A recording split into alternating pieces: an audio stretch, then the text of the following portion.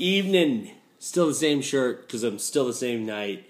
This is going to be our third installment of In Case You Missed It, Unit 3.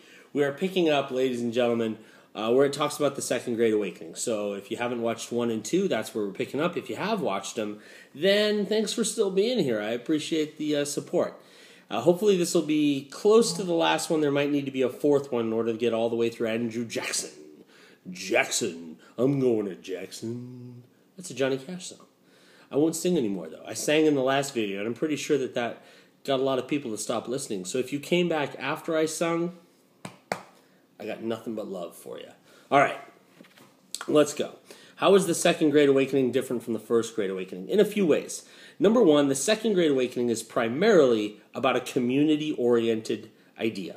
The First Great Awakening is really about your soul. I don't know if you know, but you're going to roast in hell. That was the general message of the First Great Awakening. Get your act together.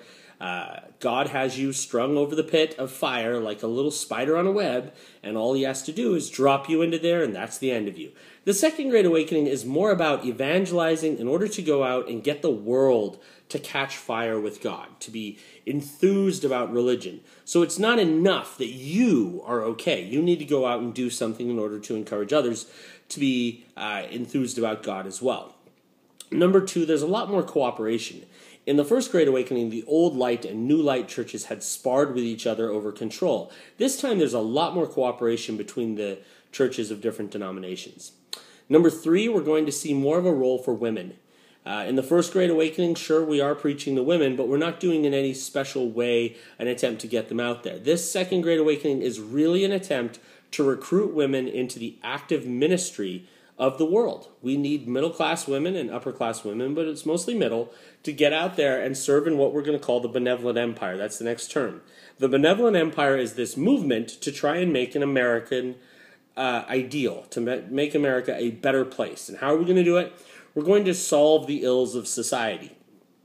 Chief among these ills is alcoholism. So dropping down to the fourth term here, the American Temperance Society is a group that's dedicated to try and temper or lower the amount of alcohol consumption that people had during the period. Keeping in mind that some people drank upwards of 5 gallons of alcohol a year. Holy moly! I imagine they walked around just kind of most of the time, whatever that meant.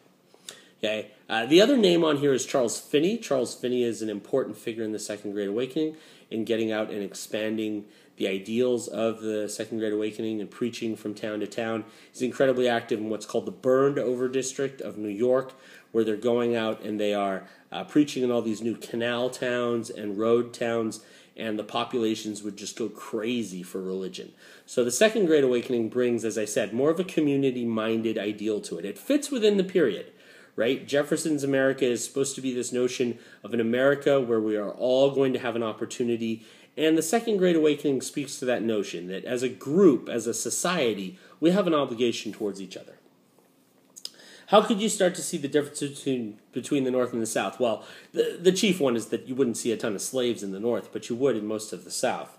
There's also a lot more education available in the North, and there's this notion in the North that there's a greater sense of equality. Now, in the South, if you're a yeoman farmer, if you're a poor white farmer, you probably didn't have the idea that you were on an equal stature with the wealthiest of the people who lived in that state, that there's still almost an aristocratic flair to the guy who happens to have the largest plantation or the biggest house or is considered the political leader, and people had deference to that.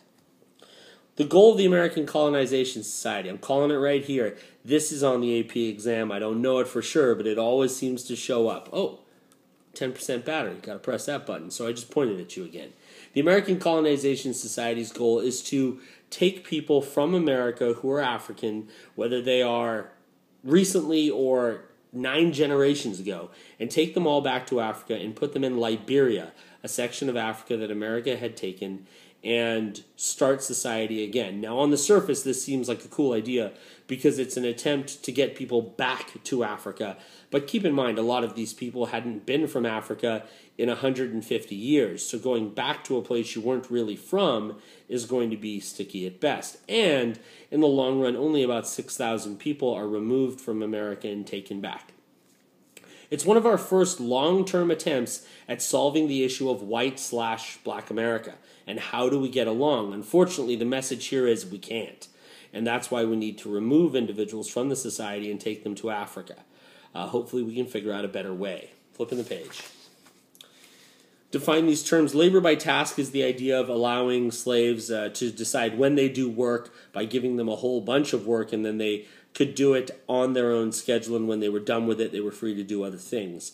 It's a way of perhaps getting slaves more freedom in the day. Black Belt. Huge belt of very rich, agriculturally strong land across the southeast of the United States. Alabama, Mississippi, Georgia, Louisiana, into Texas. Cotton, cotton, cotton, cotton. Okay, I list the key provisions of the Missouri Compromise. When Missouri applied for statehood in 1820, what it did was trigger a national debate over how we were going to expand and how we were also going to add states given their slave status. At the time, there were 22 states in the Union, 11 free, 11 slave. Missouri would have been the 12th slave state. In order to offset that, they added another free state, Maine, to the set of states. And by doing so, they kept the balance in the U.S. Senate. That's what we're mostly concerned with, is making sure the balance in the Senate is the same. Now, we also decided for the future that if your state sits north of the bottom border of Missouri, north of the 36-degree, 30-minute line, that you would be free territory. If you're south of that border, you would be slave territory. Those rules applied to lands in the Louisiana Purchase, which up until then was all we had. We didn't have the Mexican Cession yet. We didn't have the lands in Oregon. So that's the rest of the United States. And hopefully, that's what people thought, hopefully that solves the slave issue from time to come. Moving down the road here and heading towards Andrew Jackson. Andrew Jackson got absolutely hammered out of the presidency in 1824 by John Quincy Adams and Henry Clay. The election doesn't yield a popular or electoral majority for anyone. And in the case of no electoral majority, the election is sent to the U.S. House of Representatives. Now, in the House, Henry Clay from Kentucky did all of the little maneuvering and machining he could to assure that Andrew Jackson didn't get the presidency and John Quincy Adams did. John Quincy Adams turned around then and gave Henry Clay the Secretary of State's job, which was considered to be the next stepping stone to the presidency. Sneaky pull there, my friend. And at the same time, angered Jackson in a way that made Jackson's wrath enormous.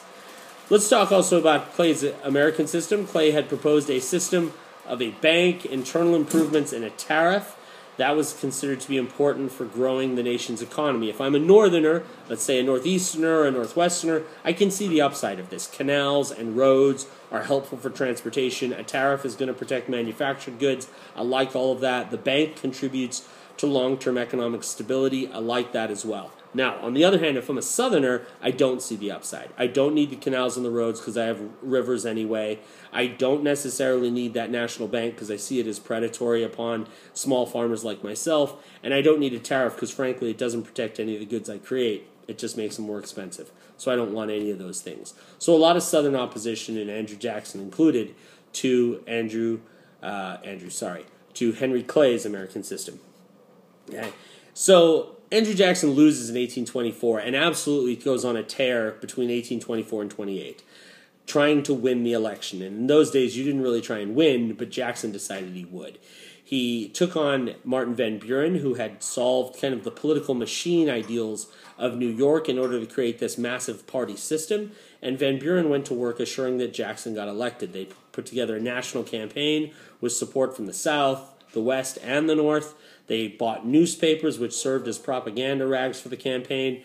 They took every opportunity they could to assault John Quincy Adams. And in the long run, Jackson's going to win by a mile in 1828, and the election turnout's going to be a lot higher. In 1828, there's a lot of people who go out to the polls who didn't in 1824. It's one of those turning point elections in that sense. I'm going to cut it off here, folks. The last installment of this will cover Andrew Jackson, a little bit of Texas, and the rise of the Whigs. Have a good night.